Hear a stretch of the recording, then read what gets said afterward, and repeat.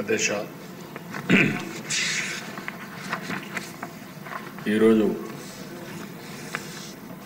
ప్రభుత్వం ఏదైతే ఎన్నికల మేనిఫెస్టోలో పెట్టామో కర్నూలులో హైకోర్టు బెంచ్ పెట్టాలని చెప్పి ఆ రోజు ఎన్నికల మేనిఫెస్టోలో చెప్పాం. దాని ప్రకారం నిన్నే కేబినెట్లో తీర్మానం చేసి అసెంబ్లీలో కూడా తీర్మానం చేసి అటు హైకోర్టుకి గవర్నమెంట్ ఆఫ్ ఇండియా కూడా పంపిస్తాం. వీలైనంత తొందరలో కర్నూలులో హైకోర్టు బెంచ్ రావడానికి ఈ ప్రభుత్వం అన్ని విధాల ప్రయత్నం చేస్తాం. ఇంత మునుపు ఏదైతే అక్కడ లోకాయుక్త కానీ స్టేట్ హ్యూమన్ రైట్స్ కమిషన్ కానీ ఇలాంటి ట్రిబ్యునల్స్ ఏమైనా ఉంటే అవి కూడా అక్కడే ఉంటాయి.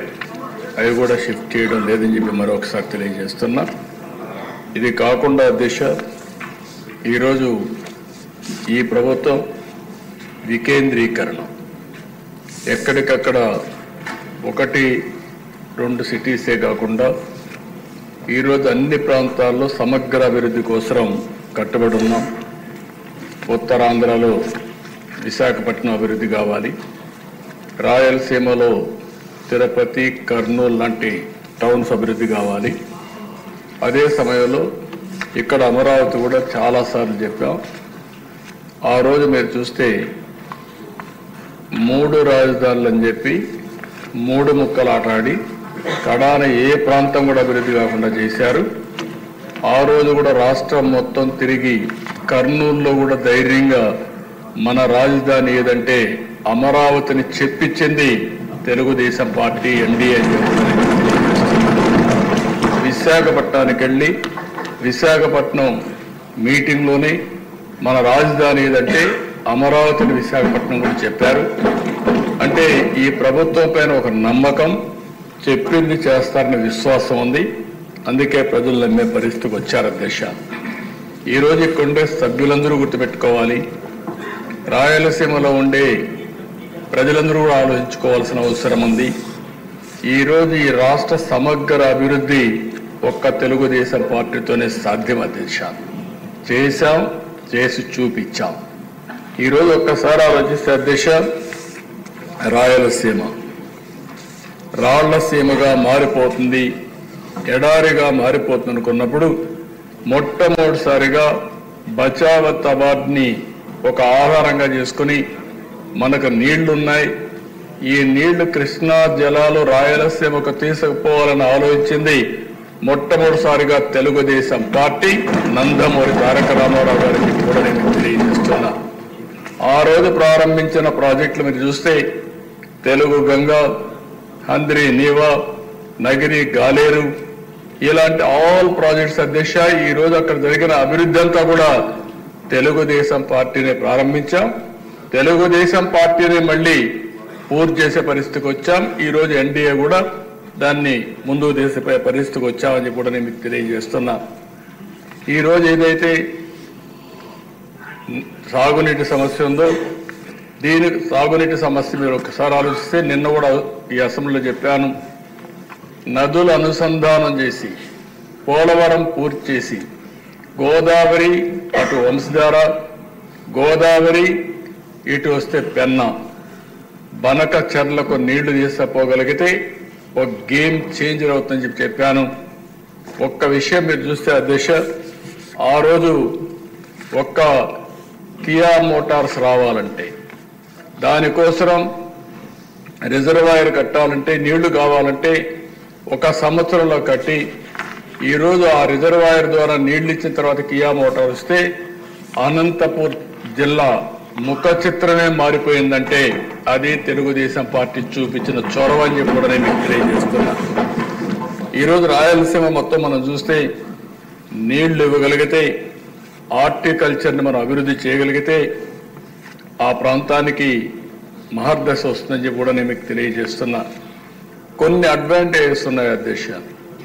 బెంగళూరు ఎయిర్పోర్ట్ అనంతపూర్కి చాలా దగ్గర, హైదరాబాద్ ఎయిర్పోర్ట్ కర్నూలుకి దగ్గర, ఇటు చెన్నై చిత్తూరుకి దగ్గర, ఈ 3 అవకాశాలు ఉపయోగించుకోగలిగితే ఆ ప్రాంతాన్ని బ్రహ్మాండంగా అభివృద్ధి అయ్యే అవకాశం ఉంటుంది. ఇంకో పక్క ఇన్ఫ్రాస్ట్రక్చర్ కూడా మీరు చూస్తే రాయలసీమలో బెస్ట్ రోడ్స్ వచ్చాయంటే నేషనల్ హైవే కానీ స్టేట్ హైవే కానీ అది తెలుగుదేశం పార్టీ హయాంలోనే వచ్చాయి దశ. అవన్నీ కూడా ఆ రోజు ప్రతిపాదన పెట్టాం, అవన్నీ వచ్చాయి. ఇంకొక పక్క ఓర్వకల్లో ఎయిర్పోర్ట్ కట్టాం. ఇంకొక పక్క మీరు చూస్తే ఈరోజు తిరుపతి ఎయిర్పోర్ట్ని ఎక్స్పాండ్ చేసి రన్వే పెంచి ఈరోజు ఒక హబ్గా ఇంటర్నేషనల్ ఫ్లైట్స్ కూడా రావడానికి చూసాం. కడప ఎయిర్పోర్ట్ను కూడా రన్వే ఎక్స్పాండ్ చేసి నైట్ ల్యాండింగ్ ఫెసిలిటీ కూడా పెట్టే పరిస్థితికి వచ్చాం. అంటే ఈరోజు ఏ ప్రాంతంలో లేనటువంటి 4 ఎయిర్పోర్ట్లకు ఉన్నాయి దిశ.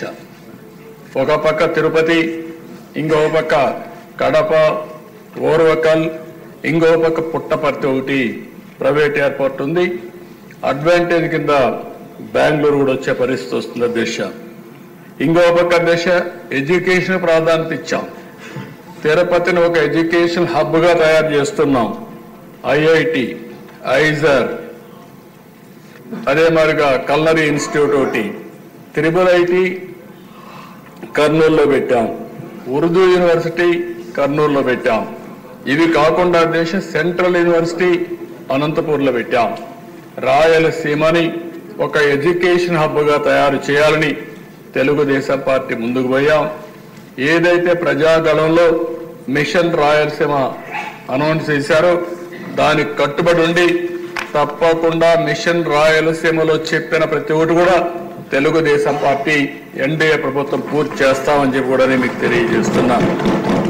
ఈరోజు అధ్యక్ష రాయలసీమకి ఏదైతే హార్టికల్చర్ హబ్గా తయారు చేయాలని నీటి సమస్య ఉంది కాబట్టి 90%తో డ్రిప్ ఇరిగేషన్కు సబ్సిడీ ఇచ్చాం. ఆ 90% ఇస్తే గత ప్రభుత్వం దాన్ని కూడా తీసేసే పరిస్థితికి వచ్చారు. అలాంటి ఏ విషయంలో చూస్తే అధ్యక్ష రాయలసీమకు ఒక్క పని చేసిన దాఖలాలు లేవు. ఇండస్ట్రీ వచ్చిన తిరుపతిలో హార్డ్వేర్ హబ్గా తయారైందని తెలుగుదేశం పార్టీలో వచ్చింది. నిన్ననే మీరు చూస్తే కొప్పర్తి, ఓర్వకల్ 2 ఇండస్ట్రియల్ పార్కుల కోసం గవర్నమెంట్ ఆఫ్ ఇండియా శాంక్షన్ చేస్తే 2 కూడా రాయలసీమలో పెట్టి 5,000 కోట్ల రూపాయల దగ్గర దీనికి శాంక్షన్ చేశాం. అదే మరి ఓర్వకల్లో డ్రోన్ సిటీగా తయారు చేశాం. మ్యానుఫ్యాక్చరింగ్ కానీ యూస్ కేసెస్ తయారు చేయడం కానీ సర్టిఫికేషన్ కానీ కేంద్రంగా తయారు చేశాం. అందుకే కర్నూలు టౌన్ని ఒక మంచి టౌన్గా తయారు చేయాలనేది తెలుగుదేశం ప్రభుత్వం యొక్క సంకల్పం. తప్పకుండా చేస్తాం. అందులో ఒక అడుగు ముందుకేస్తూ ఈరోజు హైకోర్టు బెంచ్ని కర్నూలులో పెట్టడానికి ఈ హౌస్ తీర్మానం చేస్తున్నామని కూడా నేను తెలియజేసుకుంటాను. మరొకసారి మేమిచ్చిన కమిట్మెంట్స్ ఏవైతే ఉన్నాయో అవన్నీ కూడా ఒక్కొక్కటే పూర్తి చేసుకుంటూ అన్ని ప్రాంతాలను అభివృద్ధి చేస్తూ ఈ రాష్ట్ర అభివృద్ధి కోసం కట్టుబడి ఉన్నామని చెప్పి తెలియజేసుకుంటూ సభ్యులందరూ కూడా దీన్ని పూర్తిగా సమర్థించాల్సిందిగా ప్రతి ఒక్కరికి విజ్ఞప్తి చేస్తూ మీ దగ్గర సెలవు తీసుకుంటున్నాను.